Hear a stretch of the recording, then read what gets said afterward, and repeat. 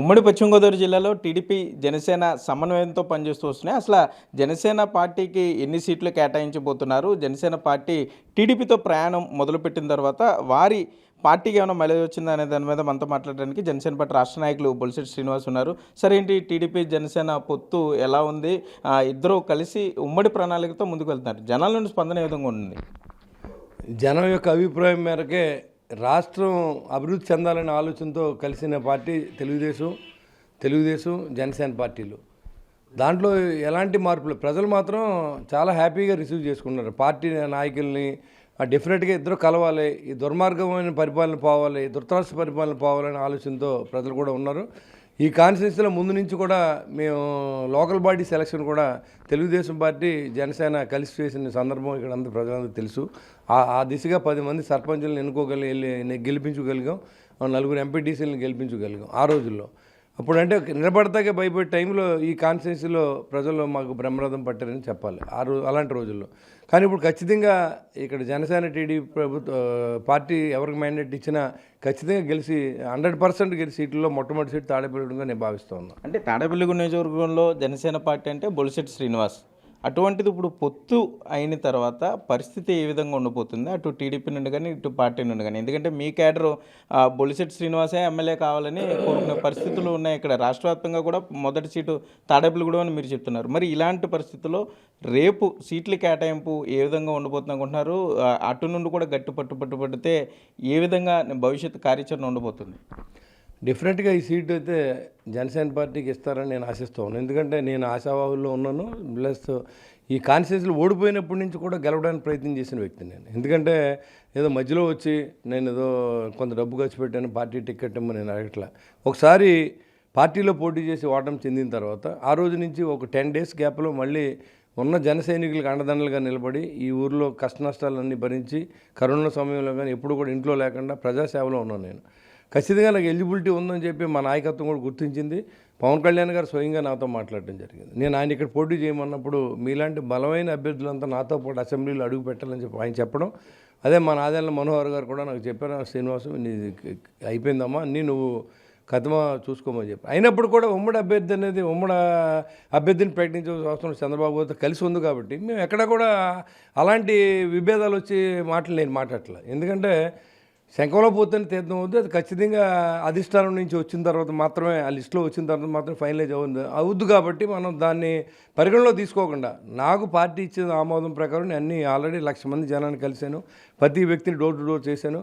ఇంకా 10-15 ఏళ్ళు తిరిగితే ఇంకా పాదయాత్ర విలేజ్లన్నీ పూర్తయిపోద్ది. ఆ దిశగా నేను ప్రయాణం చేస్తూ ఉన్నాను.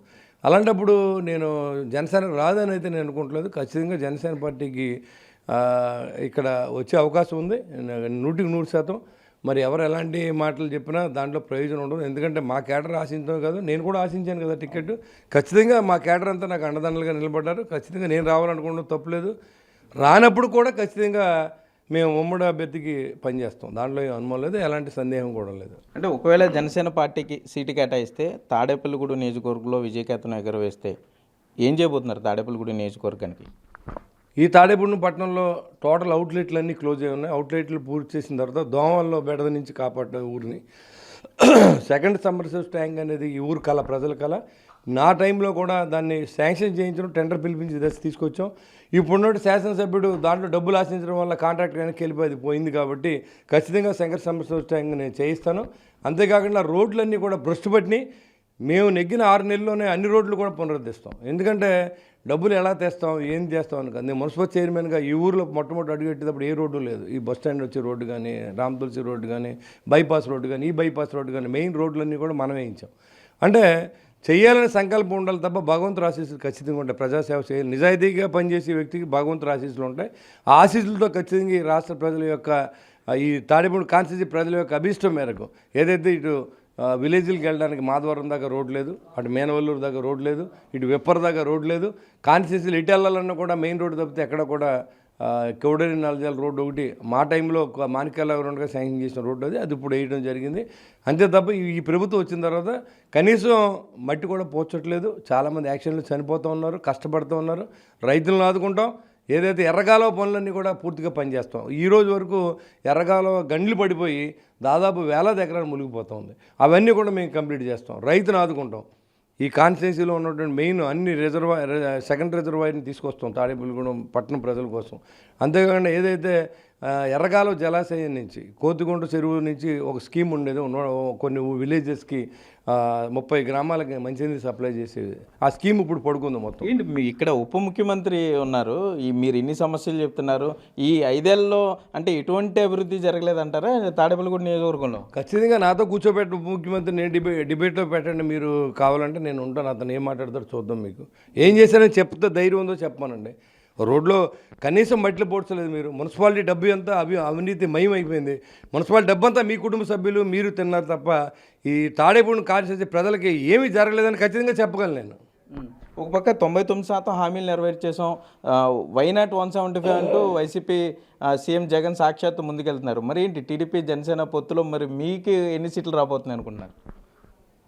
సీఎం జగన్మోహన్ రెడ్డి ఏంటంటే ప్రజల మైండ్ గేమ్ ఆడి కేవలం అతను ఏదైతే లెక్కర్లోనూ ఏదైతే ఇసుకలోను క్లింకర్లోను ఇంకా మరి చేసుకుని ఎర్రచందనం మళ్ళీ గనులు ఏదైతే గనులు రాయలసీమ ప్రాంతంలో గనులు అన్నీ కూడా వీటిలో సంపాదించిన డబ్బుతో ఓట్లు కొని మళ్ళీ ప్రజల్లో నెగ్గాలని చూస్తున్నారు తప్ప వాళ్ళకి ఏ రకమైన బలం లేదు. నవరత్నాలు అనేది ఒక బోగస్. ఎందుకంటే నవరత్నాల పేరుతో మీకు ఇది మాకు అది, మీరు నవరత్నాల రూపంలో అమ్మఒడి తీసుకోండి, లేకపోతే ఆటో నేస్తం తీసుకోండి, లేకపోతే ఇంకోటి రైతు నేస్తం తీసుకోండి అని చెప్పి 5,000 అకౌంట్లు వేసి లక్షల కోట్ల రూపాయలని మీ అకౌంట్లో మరలించే సందర్భం.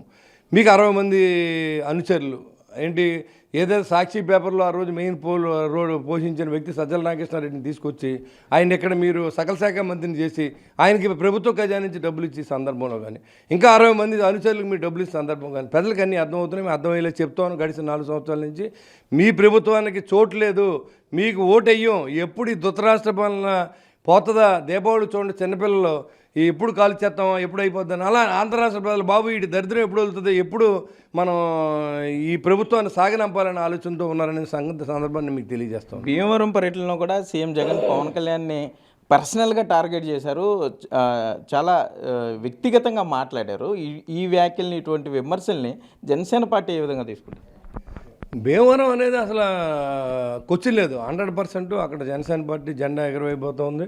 మా నాయకుడు నేను గెలవబోతూ ఉన్నాడు, దాంట్లో ఎలాంటి అనుమానం లేదు. ఎందుకంటే వ్యక్తిగత విమర్శలు వాళ్ళ పార్టీలో ఉన్న ఏకైక ఆయుధం ఏంటంటే ప్రతిపక్షాలు విమర్శించడంలో వాళ్ళు పర్సనల్గా ఇప్పుడు విమర్శించాలంటే ఎప్పుడు ఏం చేయాలంటే మా పార్టీ పరిపాలన చేసిందా, పవన్ కళ్యాణ్ గారిని రూల్ చేశారా, ఏమీ లేనప్పుడు కూడా సొంత డబ్బులతో రైతులను ఆదుకున్నటువంటి ఘనత పవన్ కళ్యాణ్ దక్కిపోతూ ఉంది. ఈ రాష్ట్ర చరిత్రలో ఏ నాయకుడు కూడా అన్ని కోట్లు ఖర్చు పెట్టిన లేడు. పార్టీని నడుపుకుంటూ వేరు, పేద ప్రజలను గుర్తించిన పార్టీ జనసేన పార్టీ. నువ్వేం చెప్తావు, మీ సీఎం ఏం చేశాడు, మీ సీఎం మన తాను ఏం చేశాడు, లేకపోతే మీరేం చేశారు ఎమ్మెల్యేగా అనేది అడిగితే మీ దగ్గర ఆన్సర్ లేదు. మీరు వ్యక్తిగతంగా మాట్లాడే హక్కు మీకు లేదు. రాజకీయాల్లో నిజాయితీ చూడాలి, ప్రజాసేవ చూడాలి, ప్రజల ఆకలి చూడాలి, ప్రజల కష్టాలు చూడాలి, మౌలిక సదుపాయాలు కల్పించాలి. దానికోసం రాజకీయాలు ఉండాలి తప్ప మీ ఆస్తులు మీ హోదాలు చూపించకుండా రాజకీయాలు వాడుకున్నటువంటి ఈ ఎమ్మెల్యేల మాటలు ప్రజలు ఇన్ని పరిస్థితుల్లో లేరు. ఖచ్చితంగా పవన్ కళ్యాణ్ గారు గెలవబడుతున్నారు అత్యధిక మెజార్టీదని నేను తెలియజేస్తాను. ఇప్పుడు పశ్చిమ గోదావరి జిల్లా వ్యాప్తంగా జనసేన పార్టీ ఎన్ని సీట్లు ఎక్స్పెక్ట్ చేస్తుంది? అవుట్ ఆఫ్ 15 2 ఎంపీస్లో ఇక ఉన్నటువంటి పరిస్థితి ఏంటంటే అండి, యాక్చువల్గా బలమైన నియోజకవర్గాలు ఎక్కడైతే మీరు గెలుస్తారో అన్ని సీట్లు మనకి ఇస్తానని చెప్పి ప్రామిస్ చేయడం జరిగింది. అంతే తప్ప మీకు అన్ని ఇస్తాం ఇన్ని ఇస్తాం అంటే పొత్తు అవుతుంది. మేము ఎక్కడైతే గెలుస్తామో మాకు కావాలని అడగడం, వాళ్ళు దాన్ని అర్థం చేసుకుని ఇవ్వడం మాత్రమే పొత్తు అంటారు. పొత్తు లేకపోతే ఇది అజమాయిషి, మేము ఏంటి ఇది అండకో కాదు, జగన్ అండుకోలాగా మీకు ఇన్ని ఇస్తాం ముష్టి పడేస్తాం అంటే ఇక్కడ ఎవరు ముష్టోళ్ళు లేరు. ఖచ్చితంగా మేము ఎక్కడైతే గెలుస్తామో ఆ సీట్లు మాకు కావాలనేది మా పట్టు. అదేవిధంగా వాళ్ళు సర్వేలు చూసుకున్న తర్వాత మన టికెట్లు సర్వేలో రాకపోతే ఎవరికి 2 పార్టీలు సర్వేలో లేకపోతే ఎవరికి సీట్ ఇచ్చే పరిస్థితి లేదు. ఖచ్చితంగా గెలిచి గుర్రాలకే టికెట్లు ఉంటాయి. అది ఎంతమంది అనేది సంఖ్యాపరంగా మనం ఎంతమంది అయితే సర్వేలో వస్తారో అంతమందికి టికెట్లు ఇస్తారు. ఓకే, తప్పకుండా జనసేన పార్టీ పొత్తు ధర్మం పాటిస్తుంది. రాబోయే ఎన్నికల్లో తాడేపల్లిగూడెం నియోజకవర్గం నుండి జనసేన పార్టీ జెండా ఎగరటం ఖాయం. తప్పనిసరిగా గూడెం ప్రజలకు అభివృద్ధి అంటే ఏంటో చూపించి తీరుతామని కూడా జనసేన పార్టీ రాష్ట్ర నాయకులు బొలిశెట్టి శ్రీనివాస్ చెప్పే పరిస్థితులు అయితే ఇక్కడ ఉన్నాయి. కెమెరామెన్ భాగ్యరాజ్తో సాగర్, బిగ్ టీవీ, తాడేపల్లిగూడెం నుండి.